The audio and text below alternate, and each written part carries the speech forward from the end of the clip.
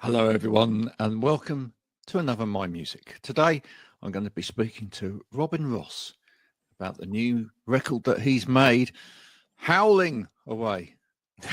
The Howlers, yeah. Yeah, howling away with his friends. Actually, when we say howling, it's more like beautiful harmonies, but there we go. We will be back to talk to him straight after this. Keep on, don't stop.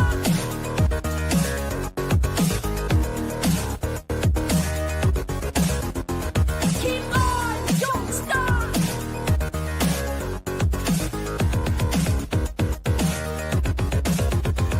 Keep on, don't stop.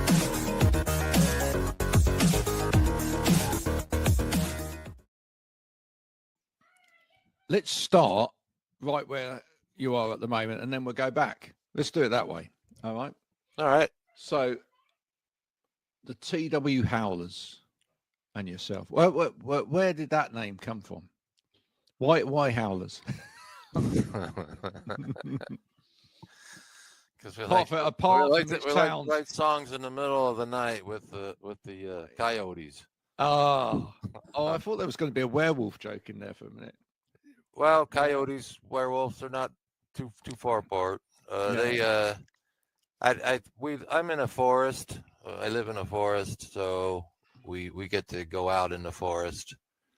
I have like a zen spot out there in the middle of nowhere, and so you go out there, and that's usually where you write some pretty good stuff, material wise. And I guess TW, who's the Tim, he's the other guy. His last name is Howell, like Howell. So we just kind of conformed that a little bit from Howl to Howlers, and Nice. added the multiples with the girls. And the girls are from I have another band with the Melodynes, and they're the Melodynes. Yeah, they're the Melodynes. And they're singing. They just added color, so to speak, to this stuff. So It's got a feel that goes back though, doesn't it, to sort of like sort of 50s, 60s sort of yeah, I like blues retro kind of bands. Yeah. Yeah, I would say so. I mean, that's what it's kind of all about. It's really just even Back to the Forest is more of like probably had like more of like the Rolling Stones in my head than anything. But so there's a little bit of that in that one, and then the other ones are more not as straightforward, I guess, a little more laid back. But the tempo's up on all of them, which is kind of cool. I just reached up above me because I've got some vinyl up here, and I was looking at this while we were talking like that, because this was an album that Chris Rea, Chris Rea, yeah, released at one point, where he kind of he imagined a band. yeah, and he created this, which was the return of the fabulous Hofner Blue Notes. It's got that kind of feel to it as well. Do you know what I mean? It's kind of that. I'll check that out. I've never heard of those guys. So yeah. Well, it's basically it's kind of a Chris Rea album with some friends of his. Very nicely done, by the way. If you ever get a look at it, look, there's one of the 10 inches, not 12, 10 inch. Yeah. As it was back in the day. So yeah, no, really, really, really nice. When did you first start making music? We by the way, before we came on, we were just gushing about guitars. What first got you into music? Honestly, it was a gambling win. Was it? Yeah. Did you win a guitar? No, I won. I won a guitar. I won actually the guitar, the amplifier, kind of PA kind of set up from. Somebody wanted to gamble with me, and they were persistent about it, and so they lost. Finally, and they lost. Yeah, and they gamble that paid off. And they gave me the guitar, so I was like 13 or 14 years old at the time, and that's seriously how I started playing guitar. And as they say, the rest is history. You know what I mean? So I graduated to the high school. Was in the head part of the class of the high school and into the atrium, and you could always find me skipping classes usually and playing in the atrium. So so that's kind of you were showing me a guitar which you got there, which is this one, they call that a Strat, right? Right. So yeah, right. It's I was saying it's a Dickie Betts played it for a year or so, and the Allman Brothers they got a hold of it. They're techs. I mean, there's a lot of guitars that have souls, and that one brings a lot of. They call it mojo, I guess is what they call it, right? When you've played a guitar that somebody else has played and they've that they're someone that's got an energy to them, music energy to them. You can feel it through the guitar, right? You can feel like that guitar's got stories and whatever to tell. And I was saying to you, I've got a guitar in the corner. Yeah. That it started off, and I've actually got the video footage somewhere, really old video footage of him playing it. But that guitar was played by Larry Norman, right? It was quite a famous sort of Christian singer-songwriter that did a lot of sort of rock and roll stuff. He's the guy that wrote the song "I Wish We'd All Been Ready," which Cliff Richard later did a version of, and kind of made his own. But he had it. He then sold it to another musician, who then sold it, and it ended up with a mate of mine, and he just needed the money, so I bought it. But you once you know the story of a guitar and you know who it's been passed down to and who's actually played it and where they've played it and whatever, you feel a sense of responsibility, but also you feel like the story's still continuing in a way. Do you feel that with like when you get these instruments? Yeah, I feel like they got more to tell too. So the history is good, and then what's even better, it's always the next song that's the better one, in my opinion. So yeah, and that same thing with a guitar riff or a guitar rhythm or whatever. I mean, you're only as good. But when you get guitars like that, do you ever look at when you first get them? Do you ever look along the fretboard and go, "Oh yeah"? So where's it most worn? Where did they play this? It's more. I think you feel it actually, and I think there's what it is when you get those strange notes that you weren't trying to get, and they sounded great. Those are the little, like the little energy still left in it that just pops out. Yeah. I think that, or it's like one of those moments. I was like, oh, now I know how he did that. It's like, so it's kind of cool.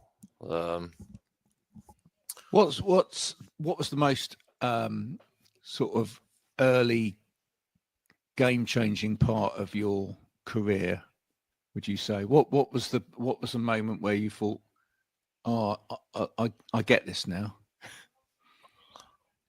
I've had two of them probably early when I started doing audio production. I got the audio production flu, you know what I mean? I was addicted. Yeah. And it started then, and when I got out with the service, I was telling you, it was in the 80s, about 86 or so. I started doing audio recordings, met up with a guy named Frank. We had a little, the same old story. We had a little 2 or 4 track thing, trying to write songs. That turned into an 8-track. That turned into a 16-track. That turned into a 24-track. And now, like Pro Tools, you have 5 million tracks that you never use. Yeah, you have them. And I went to school after a while of fuddling with audio, audio engineering and trying to make things sound good with a microphone. I went to school for it out in Ohio, like a 3-month crash course, basically, on audio engineering. Nothing but recording studios around and recording studio people. Which is like the best, coolest place I think I've ever been on the planet. You know what I mean? Because you get up, you do music, and then at night you're hanging out with people. You're talking about the music that you did, and then the next day it's the same thing. Yeah. And after that, then I knew what to buy, so to speak. After that, you know what I mean, which is more dangerous because now, that little 4-track, that 8-track is like, no. You go to the studio and you work. Well, look. Imagine if Amazon had existed back then, right? What's that? Imagine if Amazon had existed back then. That would.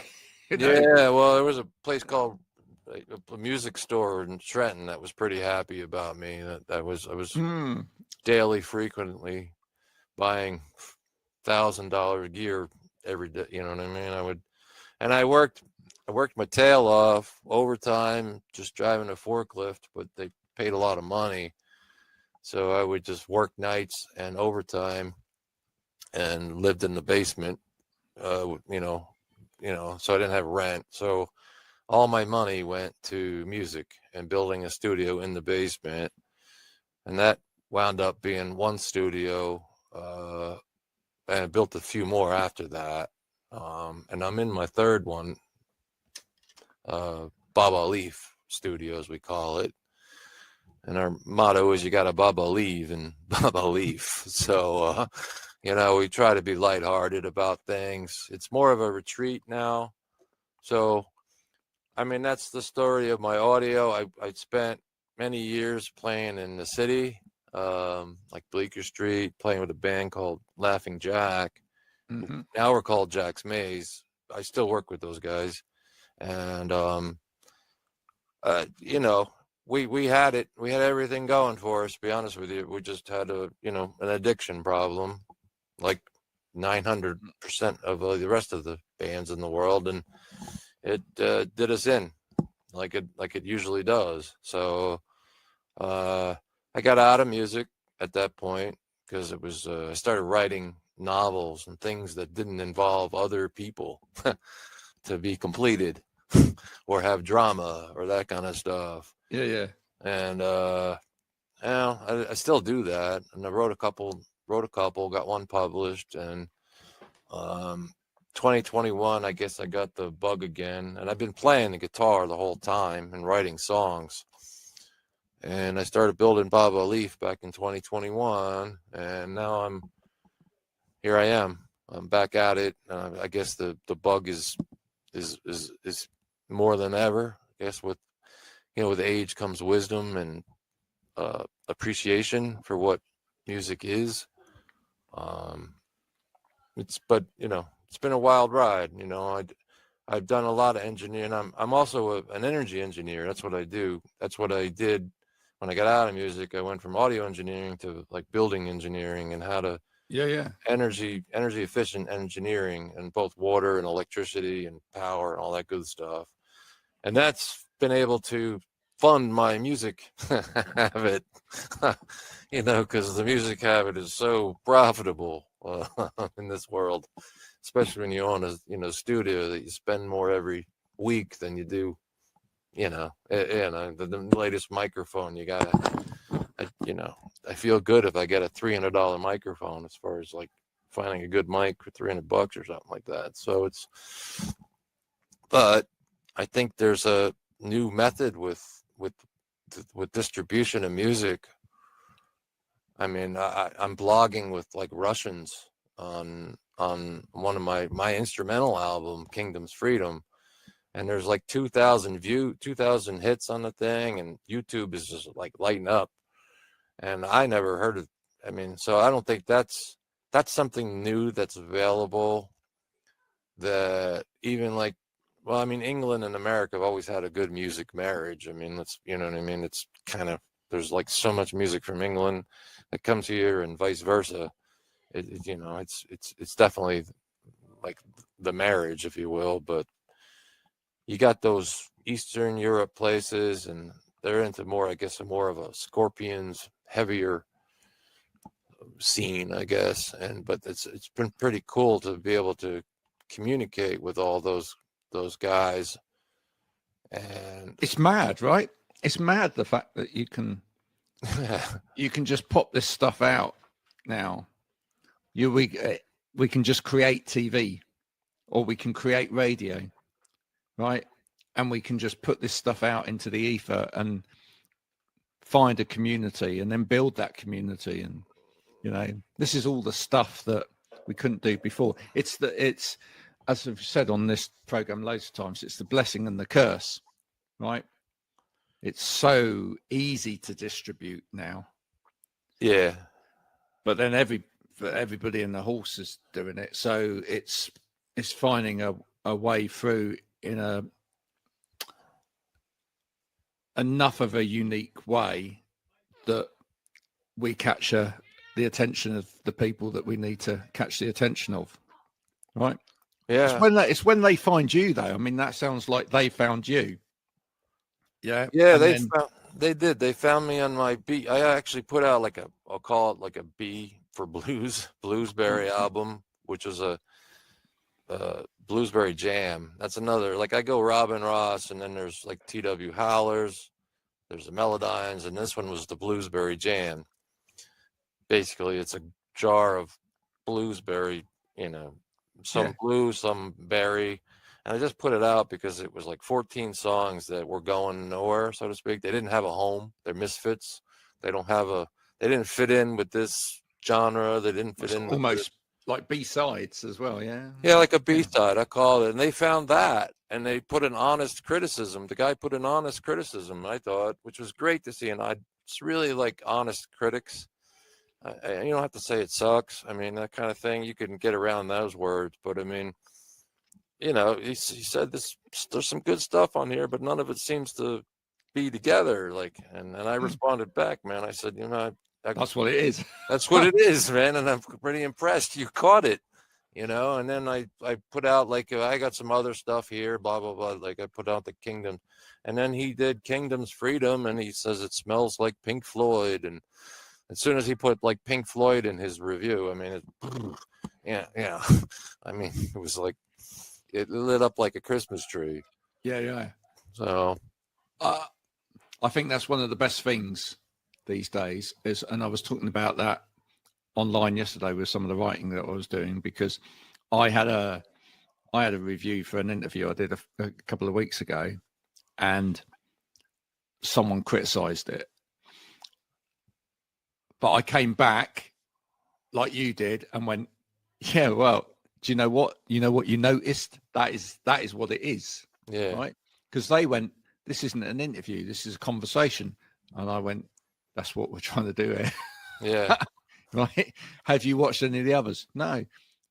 You'll find they're all conversations. They're not interviews. Because interviews are like where I give you a set of questions and then I go through a set of questions and you know what's coming and there's the answers. Conversations are where we have a conversation, right? That's a two-way street. And he was like, oh, okay then. And that's quite good. But the thing is that actually I think when there's an opportunity to educate and awaken people to a different way of doing things through open criticism, I think that's great. I think that actually, because I bet when you had that back from him and you went, yeah, no, that's right. Yeah. Can't disagree with you. Yeah. But in a way, the conversation then actually creates traction, doesn't it? Because it's, you know, people see that conversation going on and go, oh, well, that sounds interesting. Yeah. I mean, I think it's a testament to putting out your B stuff sometimes, you know. It's because you don't know. You really don't know. And if you got stuff, then so many times I see artists and musicians just, you know, and it's not ready. Well, just when is it not ready? When is it not gonna? When is, when is the right time? I mean, well, I was going to ask you about that. Do you think you can sort of, Shakespeare called it gild the lily, but do you think you can sort of like overcook, or do you think a lot of artists do? They overcook stuff where, because nothing's ever going to be 100% perfect, is it? it's not supposed to be. It's not. Well, it's not supposed to be, but B, if there's a point where you just need to let it go. Yeah, I got some singers I could attest to that. Yeah. They like their tracks now. So I think overproducing is a big issue, actually, because I think you lose a lot of energy from. I think when you do a song, you get the raw feel from it. I think you can do your thing, you can touch it up, you kind of like a sculpture. You can sand here, you can do this, but after a while, you're going to be just left with a statue that kind of just looks like a spaceship, no edges, no nothing, just like, and yeah, it's perfectly aligned and everything is great, and the meters are great and everything looks fantastic.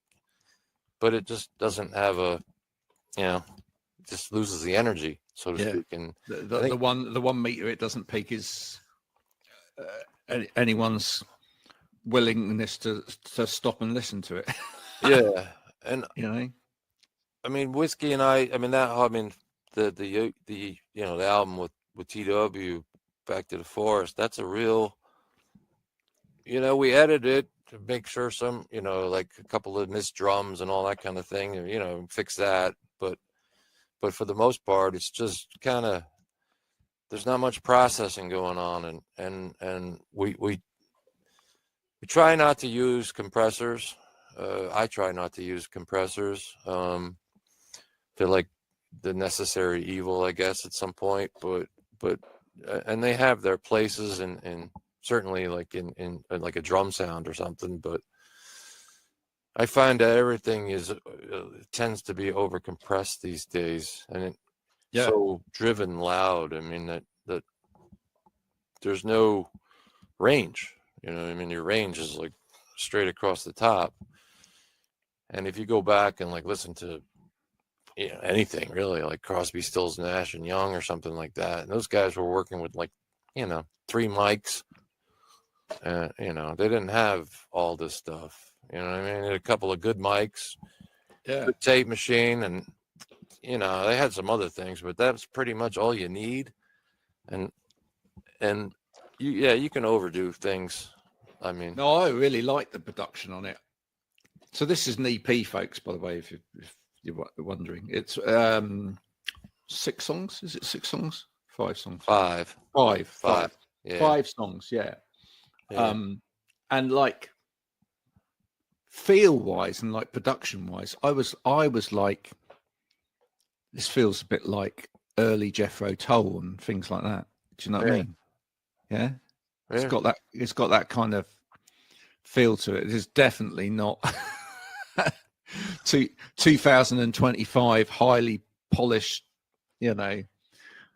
over done. It's not a Michael Jackson production. Oh, no. Right, yeah. Which I like Michael Jackson, but he's a good example of production. I mean, yeah. Taylor Swift, same kind of thing. Oh, totally. I mean, the thing is, we live in an age where like some bands are getting really well known for their kind of production sound, and it is very much about layering and subtle sounds going through and separation of sound and all of those sort of things. I mean, Taylor Swift, the National, there's a great example of, a particularly sort of sonically perfect sound. 1975, again, you get that layering of synth and guitar and the incredibly clean saxophone coming in. And there's a market for that, and there's a time and a space to listen to that. But I sometimes I struggle to go back to that. Yeah. Do you know what I mean? I quite enjoy listening to it the first time. Go, well, it's quite technical, but there seems to be a lack of soul in it sometimes. That's what you take out when you overproduce, is the soul of which I think drives music. I mean, let's be honest. That's Janis Joplin is a soul. Think of her. Who would put today's production on her? You'd ruin it. You know what I mean? Yeah. So I'm all for that. I mean, I do production on other stuff, and I do a lot of stuff. But this particular one, I kind of ran through and just lightly compressed things and just ran them through the analog board to give it the analog sound, and then put it out. I said, that's it, I'm done. Kind of like I could have sat there and like you said, I could have sat there for another 3 months tweaking and tweaking and tweaking, and I'd probably just be making it worse. So and then you're missing out on the next song that's a part that gets me, is you want to get songs, you want to get albums, you want to get them done. Okay. And albums are a good way to make something like a goal, 12, either a small album or 12 songs, get them done, put them out, and then have somebody handle it from there. And then you go back and do another one. And just keep going, but really play them out. I like playing them out. I've been working with the band now I got 8 people that I work with total, but not always at once, if you know what I mean. It's always some people got 2 people that can do the percussion, 3 people, so they got people that can come and go. Life's not easy, with time and work and whatever, family and whatever, to get everybody cohesive. But we hope to get some. I'm looking more towards a theater environment. Oh yeah. And it's easier to schedule 8 people in the theater and do a thing. It's tough being a non-cover band in a cover world. No, absolutely. Absolutely. Oh yeah, well, we know that. I mean, there's a band over here called Field Music who they came out and said, in order to subsidize their career as a band, and they've produced some amazing music, they formed a Doors cover band because they all enjoyed the Doors music. So they thought, well, we'll do that as well.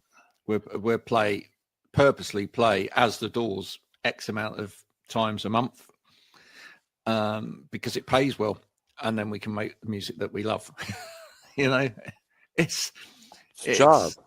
It's a job, man. Yeah, but it's better than a job. I mean, it's better than working, and at least you're playing together with the same people, which I think is a good thing. And then you're getting licks together that you transform into your own songs. I think that's great. Yeah. I can see a lot more bands doing that in the future as well. I think if they've got the skill set to do it, I think a lot of bands will do that.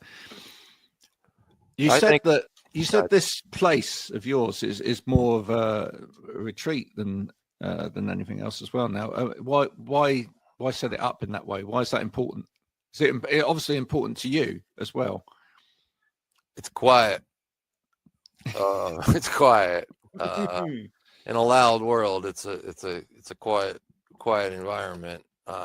We all need that. I guess when the band's here, it's not quiet, but the surrounding areas. I'm like in the Poconos, up not too far from the river between us and New Jersey, Delaware River, and we're like 1,600 feet up in the air here, so we have mountain air all the time. We have about 5 acres here, and that 5 acres is next to 11,000 acres of like what they call government land, if you will, state land. Yeah. So nobody owns it. Nobody's there except the animals. And we've built a studio here, which I'm in. The drum room's directly behind me. I mean, it's not a big wide shot, but I got some keyboards over here, and I have a proud English SSL board over here, which is like the best freaking board. I mean, yeah, people are going to argue with you, but I mean, there's Neve and I get that, but I was lucky enough to get that from the Juilliard School of Music. So Oh, really? Yeah. Yeah, my Pro Tool teacher, who does my engineering, Jonathan Duckett, he's like my supervising engineer. I'm the engineer producer. I get it to the master mixing level stage, and then he takes it from there. They called him and asked him, everybody's looking for a board that will use this thing, not sell it. So he called me and asked me, and I said, yeah. We went to New York 3 days and picked it up when the van weighs like 400 pounds. I was going to say, it's not light. No, it's like, it took 4 guys to load it, and here it is, and now I got but I mean, it's quite the board. This is half of it right here. I mean, Yeah. But I got to tell you, between using Pro Tools and like Pro Tools effects and air compressors, look, they're good. I mean, don't get me wrong, but when you go to like a real compressor, I'm going to call it, like an SSL, you notice the difference. And I ran Whiskey and Ice through that board just for that. That's what I do, is I run it through that board. And even if you don't use much compression through it, you still send it through the amplification, the process, and the units of it. And I got to tell you, it's pretty amazing compared to. And I use good Pro Tools stuff too. Don't get me wrong, but and I've done albums in the box, you know what I mean, in Pro Tools too, and they turn out fine. I just find them easier to work with, the knobs, and where you can. You can really find the sweet spot with a knob. Like, do you know what? I know exactly what you're talking about, because yeah, I came from that world. It's like I used to love recording everything on tape. Yeah, I used to love editing tape. I used to love standing in a field with tape around my neck and a phonograph pencil and a little block. Smell of tape. The smell of tape. And the fact that. You could lose a bit of tape. If you weren't careful. I've hung 13 bits of tape around my neck. Which one was it? But yeah, I mean, and like I grew up with like analog synths and stuff as well, where with patch bays and knobs and whatever, and then it was the start of like the early Yamaha stuff that came in with. These emulators and creating you moved away from proper pianos to like digitalized boxes to make the sound and whatever, but it was the thing with anything where you can turn it or push it and put a bit of tape on it and know that that's the level or that's where it's going to be and whatever is that's right. Whereas I guess the more we go into the computer world, the more AI creeps in now as well. And then what's happening is that something is analyzing that, and it's trying to pull all the time, because it's trying to work out, this is where this should be. But what's it based that on? It's what does it base its idea of what is right and what is wrong on? It might be able to. You might be able to say, well, I want this to sound like Northern Soul, or I want this to sound like 70s rock or whatever. But it's still it's not, when you do it, you've got a song in your head. Yeah, and a sound, and a sound, and a feel. Yeah, like a vibe. I mean, yeah, totally. I mean, that's music. If it's music's not about vibe, then it's just electronics, isn't it? I mean, really. I mean, it's if music without a soul is really not music. I mean, if you think about it. So I hope we don't go down that road, and I hope we keep analog minds around for a while. I mean, So, I think, don't you think that as humans we will continually struggle against going the digital route? I think we continually do. I see it in the writing world as well. As much as a load of people will bring AI in and use AI to create content and whatever, other people will go, do you know what? I'm going to show AI what it can't do. Yeah. No, I mean, yeah, I would agree with that totally. And you can do it just as fast, actually. I mean, some of my songs are one take. I mean, believe it or not. I mean, so not these, but I've got other stuff that's just one take, and and that's it. It's done. Yeah. Some of my best songs took an hour to write, produce, mix, master, out the door, 1 hour. And it's like the song, that Floyd song that everybody said, the Tall Grass one, that took 3 hours in an analog studio. There you go. From the time we walked in the door with no idea to the time we walked out the door with a 2-track stereo mix of it. Yeah. And we've tried, we did it in one of my studios, and we did it analog. And I tried so many times to run it through digital filters and make it sound just a little bit better. And in the end, we wanted to waste. It was just a waste of time, because it was just like we just used the original. So, sometimes when you get something that sounds good, I think we make a mistake of just keep working on it. You know what I mean? And if it sounds good, it's got the vibe, and let it go, man. And you can always add to things later too. That's the thing. Yeah. If you listen to a song and say, you know what, that solo really sucks, I need to redo that. You can redo it later. So you were saying earlier about the sort of almost B-sides type material that you put out, and it found its way to the Russians. Who do you hope this EP finds its way to? If there was a group out there that you would think, oh, it'd be lovely if it found its way to them. Norwegians, maybe. I'm from Norway, so I would probably say Norwegians. Like that whole region up there, I think the Scandinavia, England, Germany, although it may be a little too mellow for Germany, but I'm sure there's, other. I think that would be good.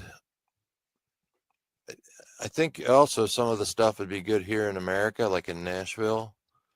So we're pushing to some radio stations down in Nashville, and I could play. I mean, it's a 5-hour ride down to Nashville, but I mean, I could, I would certainly love to go down there and play for a few days. You know what I mean? Who wouldn't do that? I mean, and so if I could get some radio stations out there. The place I want to go is out there, that England is Scilly. I don't know if I'm saying it right, but Scilly Isles, yeah. Scilly Island, yeah. They're playing Whiskey and Ice, because we get through my publisher, RPM. I'm married to my publisher. That's your best advice in life if you're a musician. Is to marry your publisher. You're not going to get ripped off by your publisher. No, and she'll make more money than you. So you might. It's a win-win. So you might as well hook up, because that's the kind of the way that goes in the publishing world. So she's able to track radio plays, and they're playing that song on Scilly Island. So if they're out there, I mean, I get the 3-hour ferry ride from, I don't know where, probably from you right now, but looks like a cool place that I would like to go out and there. And I'm more of an Iceland. I would love the whole Iceland, Scotland, Scilly Islands, Norway, that whole kind of voyage. Throw a few boating voyages through the fjords while you're at it, and I'm in. Be a great place to write some songs up there in those. Well, do you know what I was about to say that if you talk about retreat and you talk about sort of areas of away from, I mean, I've been up to the Isles of Harris and Lewis, just off of the coast of Scotland, and it's like another world.